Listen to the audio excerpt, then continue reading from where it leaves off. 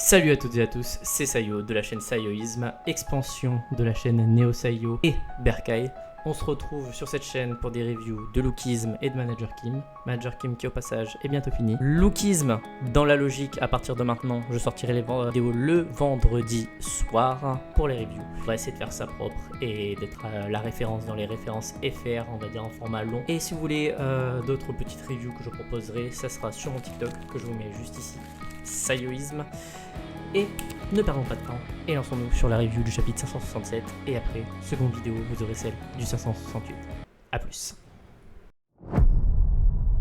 Dans le tout début du chapitre, nous sommes confrontés à un flashback où on voit l'adolescence de Yujae et sa première rencontre avec Jae-gyonna. Jae-gyonna essaiera de le scam en le mettant dans un guet-apens avec des gars de son école, mais il va vite remarqué que les deux s'appellent du même surnom pour la seule et bonne raison, c'est que tous les deux sont des scammers, car quand ils essayent de s'envoler avec le scooter près de Yujae, ce dernier s'explose et il remarque que qu'il avait payé, il se serait fait baiser.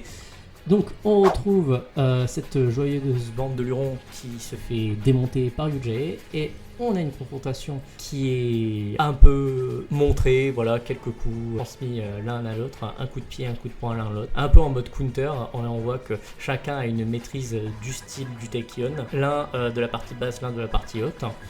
Et on voit que l'un l'autre a plus d'efficacité sur un moment, tandis que l'autre va prendre plus son temps pour découvrir sa voix. Donc on retrouve assez rapidement un vice de Jae quand on sort du flashback et on retourne directement sur notre petit Daniel. Daniel qui se retrouve peu après les événements de ce dernier chapitre où il a réussi tout de même à exploser des ciseaux qui étaient à taille humaine, qui étaient proches de le scalper, qui étaient à deux doigts de le décapiter.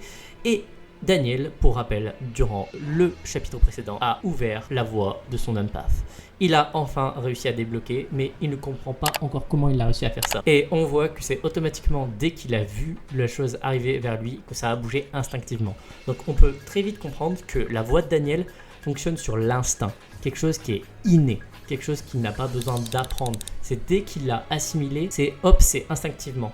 Et il a juste à se faire confiance. Comme l'avait dit Jae-gyonna dans les chapitres précédents, il doit faire confiance à son expérience et son talent parlera de lui-même. Peu après, il se demande comment la situation a évolué et Jaeol, je sais plus comment elle s'appelle, Yujae, bref, la fille qui le suit se retrouve à rallumer la lumière. On voit que le Hops est bien mort, bien caput. Et il se pose plein de questions, il se demande comment il a pu faire cela. Et elle-même se demande si du coup c'était une technique signature ou si c'était quelque chose d'autre.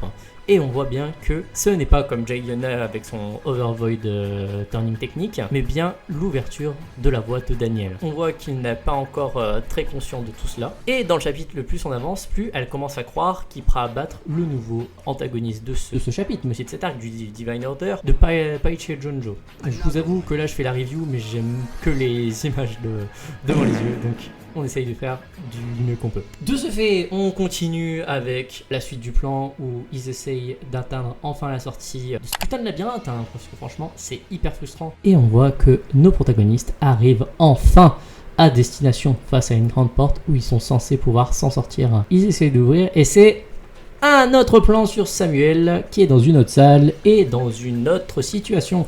Et on voit qu'il est du coup en contact avec le Hokongé et il commence à avoir une discussion assez véhémente où le Hokongé lui dit « Tu n'as rien à branler là, bouge ta race ». Et sauf que lui, il lui fait expliquer que il n'a pas beaucoup de différends avec lui et qu'ils sont vraiment plus proches qu'il ne le pense, car pour lui, les Chinois et lui, ils ne sont pas alliés. Tout comme Samuel Seo pense que du coup, Yujae n'est pas un bon parti, même si c'est lui le premier qui allait le voir. On continue et pile le moment où cette scène se finit, on remarque que la porte s'ouvre et là, la tangente que Daniel n'avait pas encore prévue à ce moment-là, du moins c'est ce qu'il nous fait croire, c'est que il se faisait embusque. Et voilà, un autre guet-apens et on se demande putain comment ils ont fait pour savoir. Et bien sûr, c'est le Gangnam Landlord, voilà le propriétaire de Gangnam qui les a baisés et on apprend qu'en plus c'est un homme Chinatown, un homme du labyrinthe, mais sauf que il est de niveau 1, il a que lui-même en tant que personne sous ses ordres. Et automatiquement, la meuf était quand même prête à le pardonner. Mais on se retrouve assez facilement avec Yujae qui va lui dire « Alors, qu'est-ce que tu en penses de ton daron, nainana? Pourquoi tu fais ce genre de choses alors que t'as dit qu'il t'a porté ?»